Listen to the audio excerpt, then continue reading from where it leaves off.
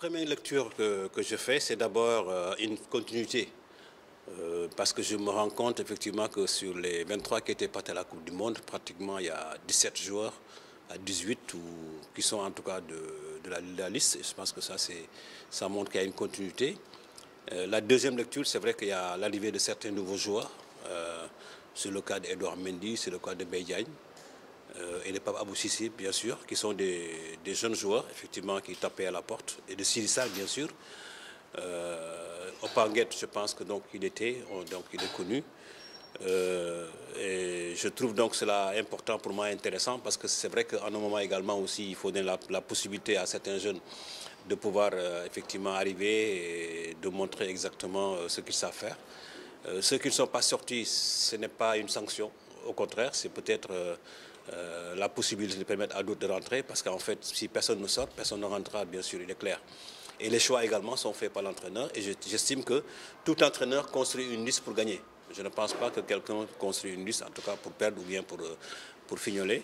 Et de ce point de vue, je pense que donc, cette liste-là, il me paraît vraiment une bonne liste, hein, avec vraiment surtout l'arrivée de Sidi Sarr, qui sont des jeunes du cru, de Pape Abou Cissé qui était à l'AS Pikine. Je pense que Mbaye Diagne, que tout le monde parlait comme attaquant, je pense que après la Coupe du Monde, les gens effectivement ont senti qu'on avait besoin d'un attaquant vraiment tueur. Bon, je pense que bon, je souhaite vraiment qu'il le soit, vraiment que sa présence dans cette liste effectivement confirme ce qu'on attend de lui, c'est important. Un jeune comme Sidi Sarr, les gens avaient besoin également d'avoir certains joueurs, effectivement, et je pense que donc, je trouve que c'est une bonne liste en tout cas.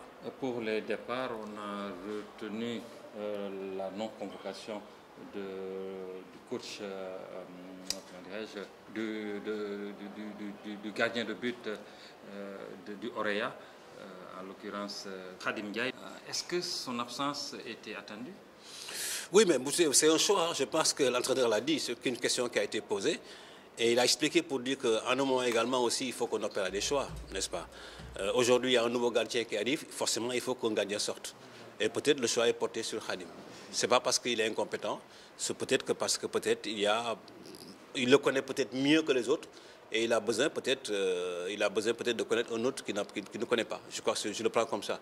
Hein, je pense qu'aujourd'hui, quand il faut en tout cas faire venir en tout cas un joueur, n'est-ce pas, généralement, quand c'est au poste de gardien de but où ils sont trois, généralement, le plus connu peut-être, c'est lui qu'on sort et peut-être pour amener quelqu'un qu'on ne connaît pas, hein, généralement. Ou en tout cas, le choix a été fait, effectivement, que Edouard vienne et que c'est Khadim qui soit sorti.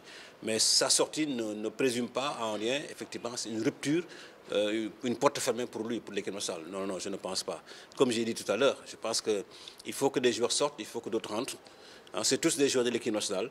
Et ils prouveront effectivement pendant tout au long de l'année qu'ils peuvent venir en l'équipe nationale. Et je pense que c'est ça qui est important. Je pense que les gens disent que trop de bien ne nuit pas. Nuit, hein, mais je pense qu'en tout cas, nous, aujourd'hui, on a la chance d'avoir quand même de bons joueurs. Et on a la chance également aussi d'avoir des jeunes joueurs qui frappent à la porte. Et c'est important également aussi de chercher cet équilibre-là, de sortir et de rentrer. C'est pas facile. Le coach a mis également l'accent sur des joueurs offensifs. Est-ce que ça veut dire qu'il ne va pas lésiner sur les moyens pour le match contre Madagascar et les autres matchs?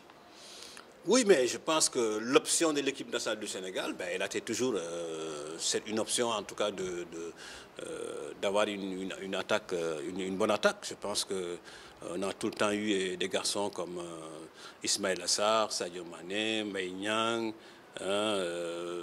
Baldé Keita. Donc aujourd'hui, s'ajoute comment il s'appelle, Mbaye Diagne. Moussa Konaté est resté toujours. Je pense que c'est vrai que le jeune Amad Diédhiou, effectivement, qui a été appelé, qui est un garçon qui est un gaucher, et je pense que l'équipe souffrait un peu d'un gaucher sur les côtés. Je pense qu'on est à la recherche d'un joueur comme ça. Je souhaite également aussi que sa présence dans la nouvelle sélection vraiment soit la bienvenue, vraiment pour nous, parce qu'on a besoin également quelquefois d'avoir un gaucher sur le côté, c'est important. Et comme on en cherche également aussi à gauche avec l'arrivée de Adam Mbeng. Je pense que, quoi qu'on puisse dire en tout cas, c'est que une équipe d'abord elle est construite pour gagner. Et si vous voulez gagner, il faut marquer des buts. Et pour marquer des buts, il faut de bons attaquants. Et je pense qu'il faut mettre effectivement le point fort sur l'offensive.